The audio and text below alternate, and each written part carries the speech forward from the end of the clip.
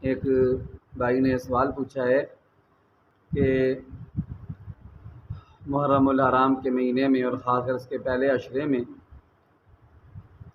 کالے کپڑے پہننے کا شرعی حکم کیا ہے؟ تو اس کا قرآن و سنت کی روشنی میں جواب یہ ہے کہ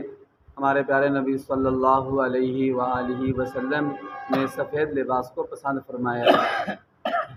اس لیے کہ اس میں پاکیزگی اور طہارت زیادہ ہے۔ سفید کپڑے پہ ہلکا سا بھی داغ لگ جائے، بندہ ایک دن بھی پہنے تو فوراً گندے نظر آتے ہیں، فوراً بندہ تبدیل کر لیتا ہے۔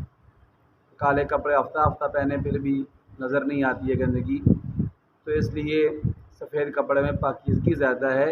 تو ہمارے پیارے نبی صلی اللہ علیہ وسلم نے سفید لباس کو پسند فرمایا ہے۔ اور یہ بھی ارشاد فرمایا ہے کہ کفنوا فیہا موتاکم، کہ اپنے مردوں کو بھی سفید کپڑے میں کفن دو۔ اور دوسری بات یہ ہے کہ غم منانے کے لیے کالا کپڑا پہننا